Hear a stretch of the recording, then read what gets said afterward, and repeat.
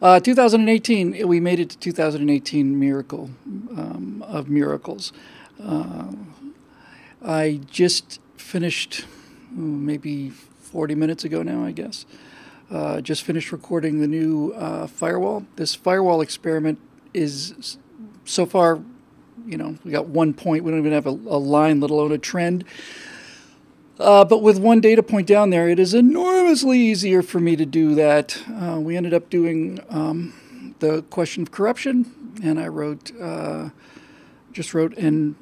just sat down, looked at the questions this afternoon. I was hoping to do it yesterday. Didn't look at them at all. Didn't see how things were trending. Took a look at it. It's like I thought one of them was it with 37 votes, and I realized no, there's one with 140 or something like that. In any case, it was the one about corruption in the FBI, degovernment, all that stuff. So I wrote a firewall called the corruption coma, or our corruption coma, and a little more old school than before. Just a little more of that language, I think, of the early days. And I miss it, and it was nice to have it back. It's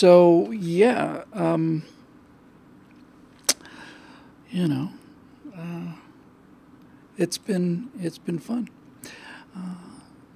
Ben Shapiro's Leaping Buildings in a Single Bound. I'm reading Shakespeare in my place downtown. And it's been a Shakespeare month now for me, I guess. We talked before many times. I'm certainly not going to get into it again. Of my recent interest in and then, infatuation and almost obsession with Shakespeare. I read 5 or 6 of his plays now, I think, in the last week or two. And it's funny, I have said before as well, that we always end up going to school when we're at our absolute peak stupidity. When we go to college or late high school, we're all teens and all filled with rebellion, and we really just want to see the world and see how it works. And trying to educate somebody like that is extremely difficult, and certainly most of it bounced off of me at the time. But now that my salad days are behind me, I find that it's not only easy, but it's addictive.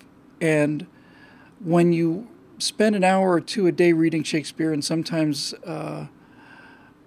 I spend more than that, you find it very difficult to not adopt that tone. And it's great. I was writing about the corruption thing, and the idea is posed in the question that I took in the firewall experiment, that there are people who are just above the law, and I was referring to made some comparisons with It's a Wonderful Life and so on, and I was referring to the FBI as the untouchables, but now the job of the FBI is to protect the American people from the people who need to remain untouched. But there was a line I wrote that I like very much. It wasn't even a line; it was a fragment. I was talking about Comey basically standing up and for half an hour listing all of the things that Hillary Clinton had done, felonies, all of them, and I referred to it as this litany of larceny. I thought that was kind of a clever term. I was rather proud of that. Sometimes you make tiny little gems; they sparkle in your own eyes in the way that maybe major works don't. But in any event, that's basically what's been going on around here. So I see, just from the glance at the top, 2 questions in the comment section. That's all I can see right now. I haven't looked at them yet. I can see that both one question was basically about Max Wild wrote, "What's the airspeed velocity of an unladen swallow?" which I imagine he put up there because it took place in England quite a while ago, 400 or 500 years before Shakespeare, I think. And then Stephen Halas wrote a question in Shakespearean English, which was charming, but I don't think it was about Shakespeare. I think it was about a line item veto written in Shakespearean language. So if I've been unclear, that's my apologies, but it's certainly not the first time. I want to talk about Shakespeare and answer questions about Shakespeare and his plays and the insights into the guy. And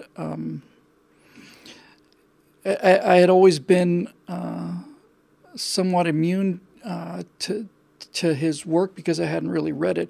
And by the way, it is so much clearer. It's so much clearer when you hear it performed. I'd read Titus Andronicus, I want to say 2 days ago, or maybe a little less, and it was very powerful. I liked it very, very much. I identified with Titus Andronicus way too much, I think, as a guy who did not, who was basically destroyed by his own pride and who just simply refused to ingratiate himself with people. They just wouldn't do it. But I read it and I liked it very much. And then I saw Anthony Hopkins do it, and it's so much clearer when it's spoken. It's so much more accessible, and when you have a good actor behind it, it's almost unnoticeable after a while. I felt the same thing about Henry V that was done by Kenneth Branagh. This is the first time I saw Kenneth Branagh, and I thought his Henry V St. Crispin Day speech was maybe the best thing I'd seen in a long time. Far superior to Laurence Olivier's. And now I regret not pulling something that I wish I had pulled.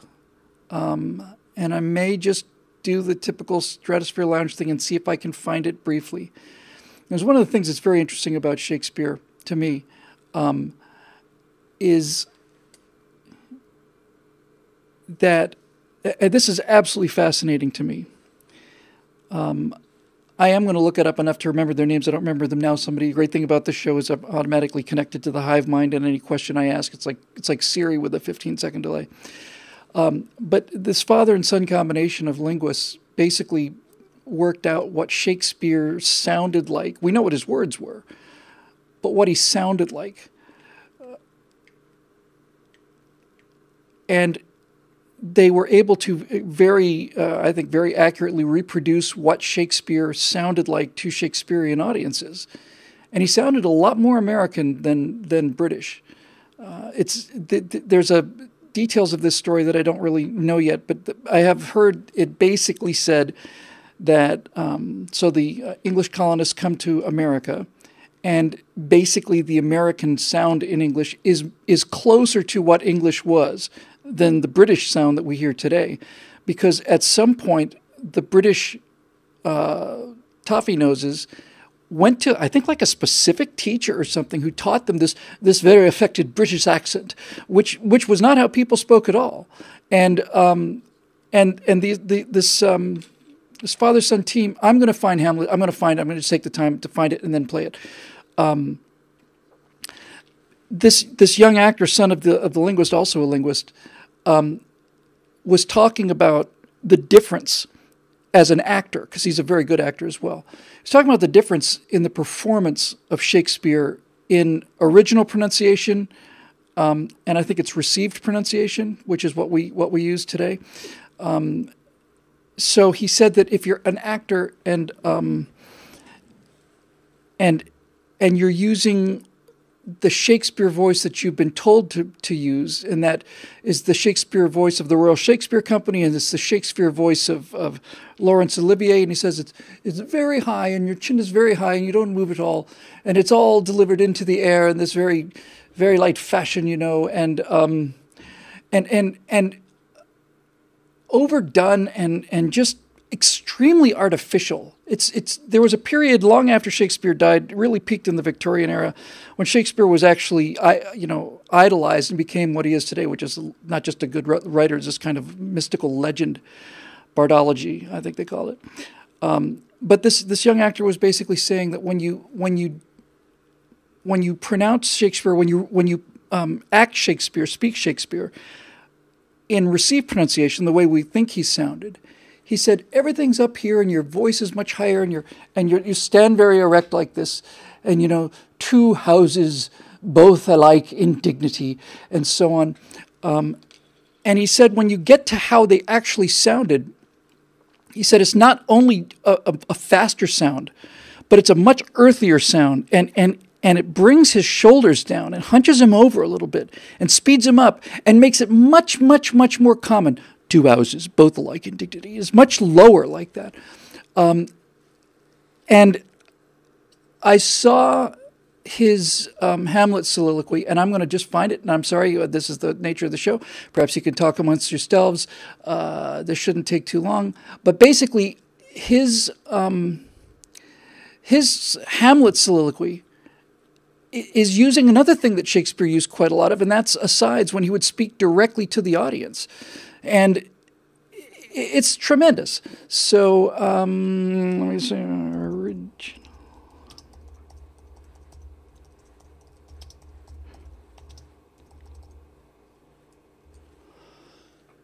Here it is. Ben Crystal is his name, and if I don't know his father's name, but I'm going to go to the trouble of downloading this, and then I'm going to go to the trouble of actually playing it for you because it's just tremendous.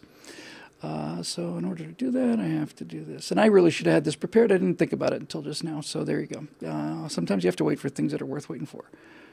Copy. Converter. How's everybody else doing, by the way? It started to rain here a couple days ago for the first time in forever. I didn't think it was ever going to rain again. But finally some weather here. Okay, we're downloading this thing. It's a short little video. It's about 2.5 minutes. David and Ben Crystal. They did a production of Romeo and Juliet at the Globe Theater, which is just a few feet away from, or I suppose I should say a few meters away from where the Globe originally stood. And he said that the performance of Romeo and Juliet in original pronunciation was 10 minutes faster than it was in received pronunciation. And furthermore, he said that they did two versions of the play. They did it in received pronunciation, which again is the kind of Shakespeare you would like, two houses, both alike in dignity. And it turned out that they'd choreographed a dance number to the dialogue in received pronunciation. And when they did the show in original pronunciation, the way it would have actually sounded, he said that that they just simply ran out of speaking, and they just had to dance in silence for a minute or two because they'd choreographed this number and they'd run out of dialogue. So let's see if I got it here, and I'll download this. Why didn't it come down?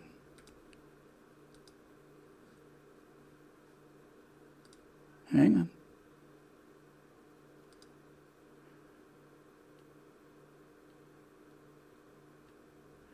Oh, it didn't give me this flash player out of date thing, honestly, really. It's bad enough. It's embarrassing enough.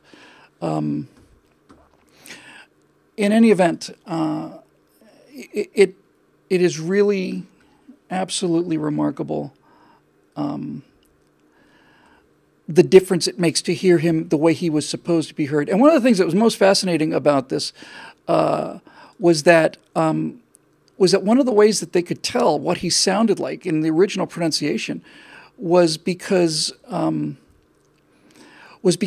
words that do not rhyme in modern English do rhyme in original pronunciation. This is just causing me some real pain.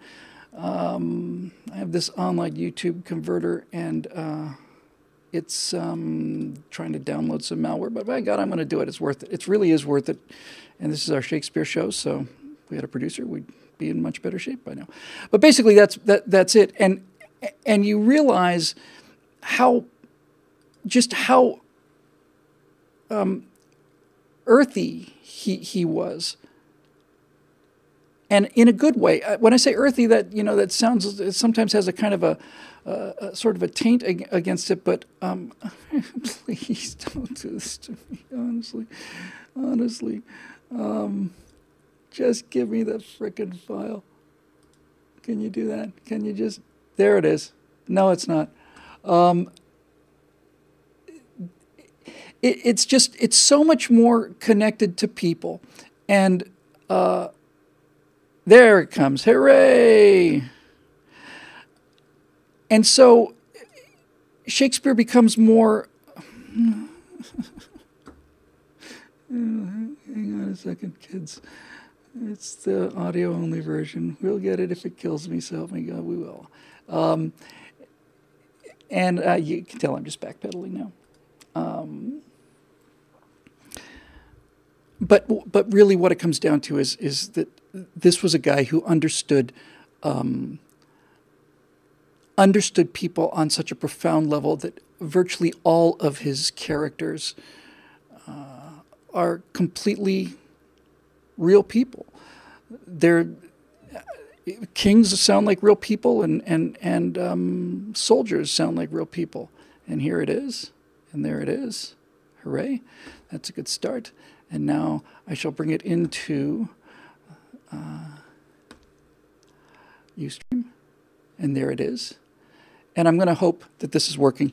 It's 2.5 minutes, but this is Hamlet's soliloquy as it sounded, and very likely as it was performed on the stage of the Globe Theatre when William Shakespeare was actually there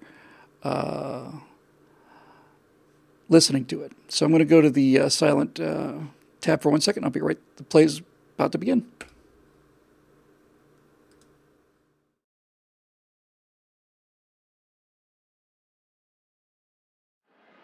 Whenever you're ready.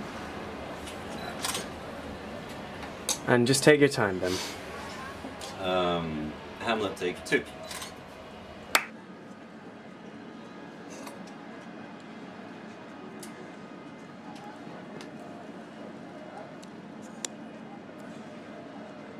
To be or not to be, that is the question.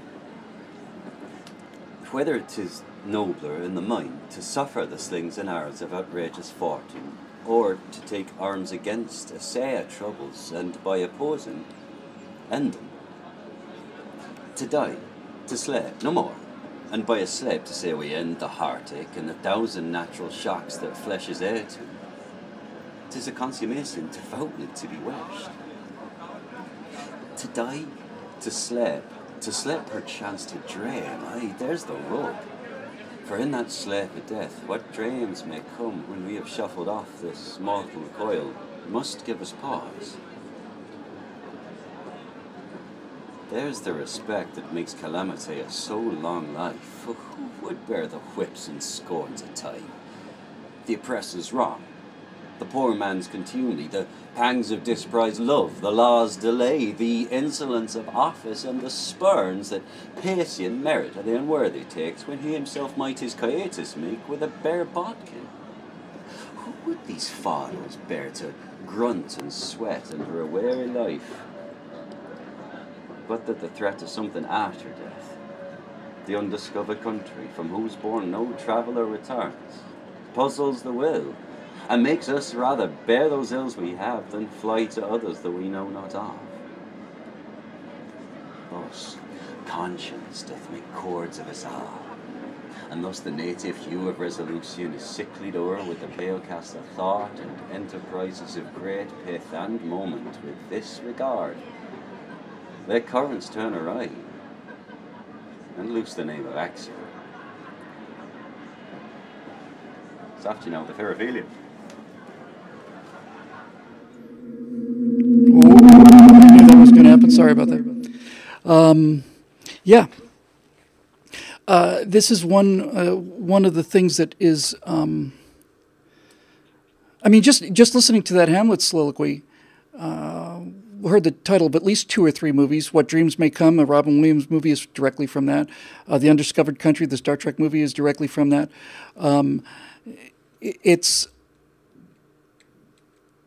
It's astonishing how much of our language comes from this guy, and as an aside, that way. What he was doing in that particular monologue, which is probably the most famous monologue in the world,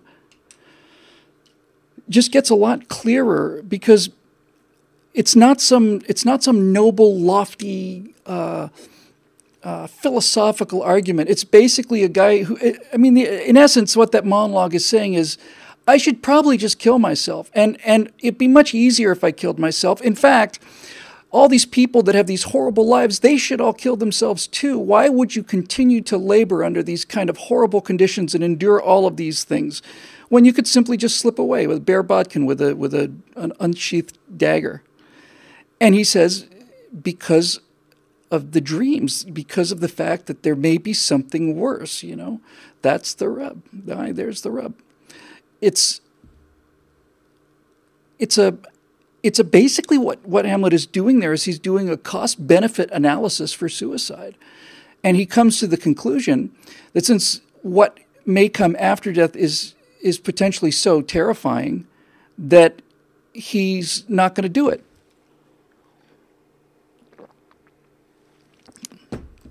And then he comes to a second conclusion, which is internal to the monologue. This is just my take on it. I haven't read any of this. I haven't read any critics on Shakespeare because I think those people just give you their ideas, and I'd like to have my own. But what seems to me there is that Hamlet is doing a cost-benefit analysis for suicide and decides that it's not worth it, that it's better to live.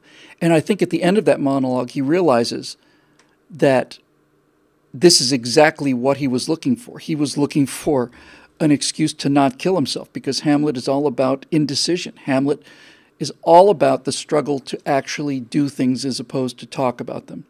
And it seems at the very end of that he realizes that he's just made this whole argument against suicide because he doesn't have the guts to go through with it. Conscience doth make cowards of us all. And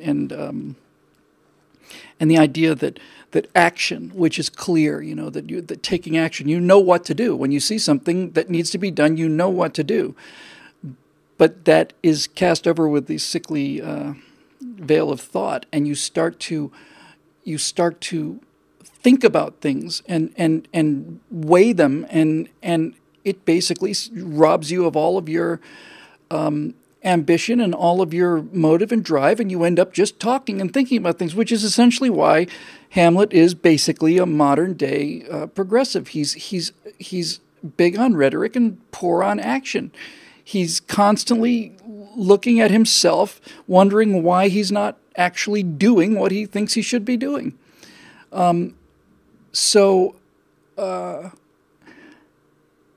It's a, you know, if you'd written just that play, in fact, if you'd written just that soliloquy,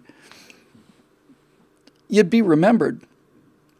But it's just it's a fragment of a play that's filled with these kind of things, and that play is just a fragment of a life, of an opus of things that are so remarkable that that they just, you know, they need talking about. I have been where is it? Hang on, this will not take so long. And by the way, I hope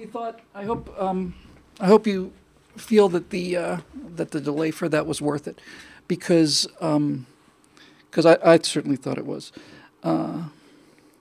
So when I was reading this Shakespeare, complete works of Shakespeare, I went in and I just started to highlight things that caught my eye. Some of these would be famous scenes, but some of them not. Some of them were just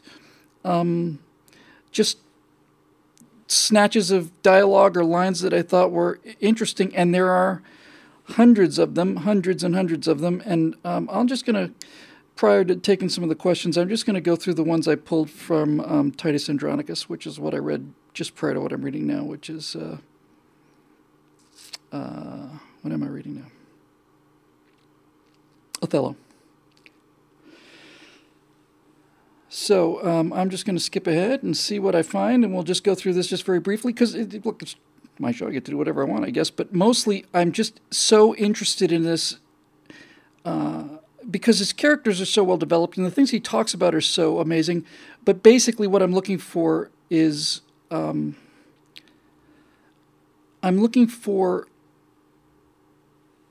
areas or words where he's basically caught everything in a sentence.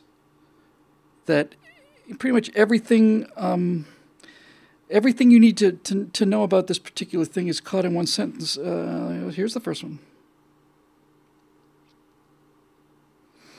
So in Titus Andronicus, one of the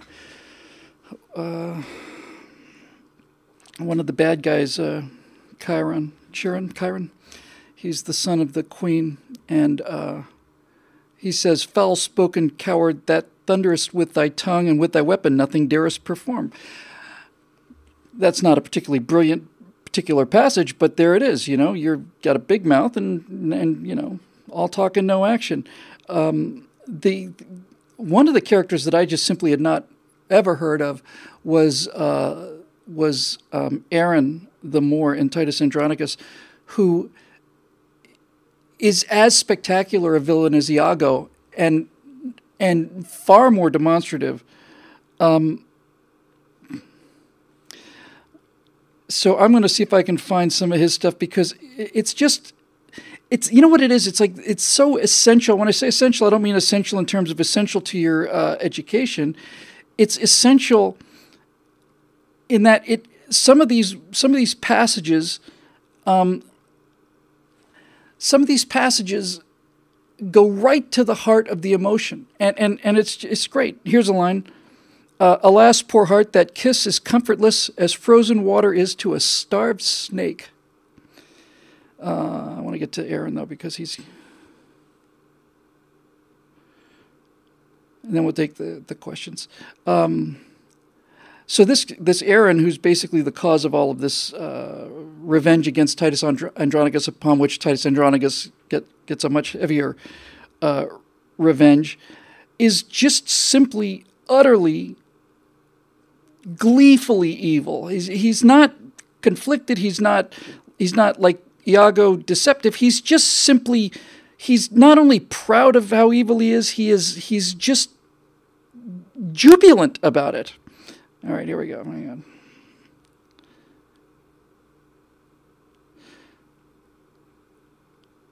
I don't know if any of you have had experience of reading much of this, and I can't remember how to do the just finding the highlights on this, so I suppose this is going to take, this will be the only one I actually just read for. Well, okay then.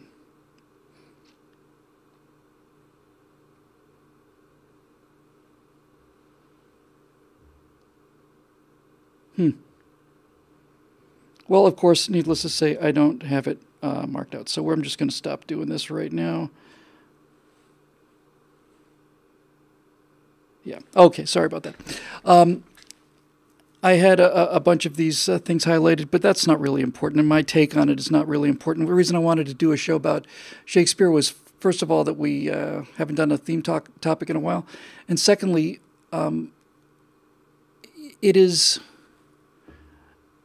this whole thing is so under attack, this whole idea of Shakespeare and dead white males and poets, and the idea that Shakespeare's no different than some Mongolian poet, who wrote in the 12th century, and it's just as good. It's not just as good.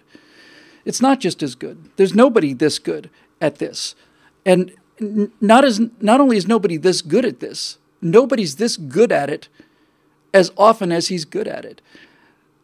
So maybe the reason I'm so fascinated by him now at this stage in my life is I've basically been making a living as a writer for 15 years now, I guess, which was always my dream.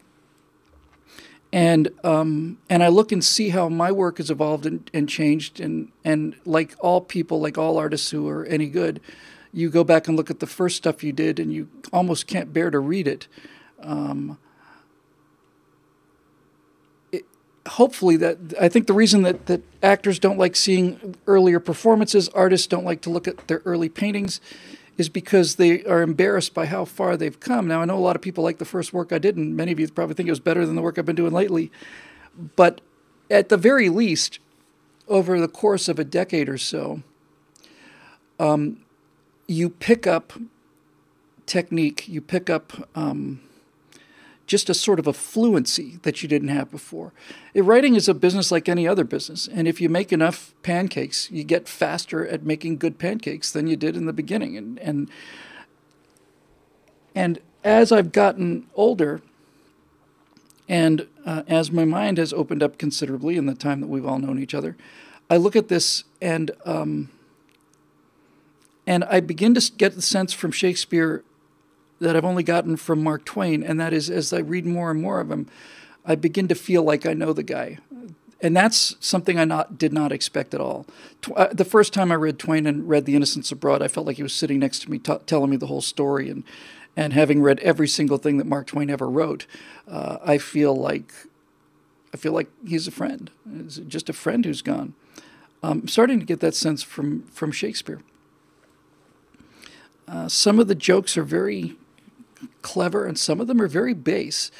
But in any event, what he achieved is so far above the norm of the work that I do and that all the people in my occupation do, that it has to be fascinating. A lot of people are intimidated by this. A lot of people are you can generally tell second-rate talent by the reaction to first-rate talent. People who are good at what they do and know that they're good at what they do like being around people who are better at what they do than they are. They like it. It's actual fun. It's pleasure.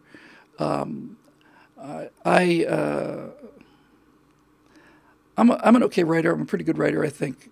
I think I'm always so reluctant to make statements like this. But in a room that's a sympathetic room, I'm the best public speaker I've ever seen. And only once have I been in a room where I saw somebody speaking and I just went, oh my God. And that was Glenn Beck. I was sitting 3 feet away from him. And Beck was just masterful. And seeing somebody do that, I'm sure I said this before, you feel like you're the trying out for the Yankees or something, and you're coming up from the farm leagues. You're some 19-year-old. You think you got a fastball. You can throw a 103-mile-an-hour fastball, and you step into Yankee Stadium for a tryout, and up there on the mound is like the world's most famous pitcher, and he's just throwing 120-mile-an-hour fastballs like there's no tomorrow. And then you have to ask yourself, can you be that good? Could you be that good if you put your mind to it? If you gave it everything you had, could you match what you see there, or even perhaps surpass it? That's for people who love what they do, and for people who take what they do seriously and who are not filled with an inferiority complex. It's actually a joy. It's a genuine joy. But there are other people who look at that as a threat, and they don't like it. They don't like mentioning or being seen in the same company as people who are better than them, because to them that just simply shows out how far they fall short. You can't tell how far you fall short until you know what you're falling short of, and the only way to remedy that situation is to understand why some things are so good and some things not so good. When you take billions and billions of people over certainly centuries of recorded history, maybe millennia, you're going to have some people way out there at 7 sigma, 8 sigma or so, and you're going to have a handful of names, and we know these names. Albert Einstein is just in physics, Newton as well, unimaginably brilliant and far beyond the norm. And this actually connects to a lot of things, because you realize that this kind of natural genius that Einstein has with mathematics, that Shakespeare has with language, it not only does it mesmerize you and amaze you, but it also shows you the limits of what we are able to do, what regular people can do. It shows you our limits, and that should be a humbling experience, and a lot of people need humbling experiences. Me being one of them, certainly, and I've gotten a few. But being in the presence of that kind of greatness that is just simply so far beyond your best work is something that you should probably carry with you every day, because you realize what people are capable, what humans, Homo sapiens, the species, is capable of producing once in a, 10 billion, once in 5 billion, something like that. And you can see what we're capable of. And that is so mystifying to us that it should serve as a warning for when we become so certain about things and think we have all the answers because I'm a newsman and I've got an IQ of 102, therefore I get to tell everybody what to do. So that's really it to me. That's what I really wanted to talk about, and hopefully we'll find some questions on this particular line. The idea of the person and words that could capture so many elements of the human condition in such a way that so much of it that we don't understand is just built into language. Post haste, things, just little things. He basically invented all of them. So let's dig into the comment sections here and see what we can find.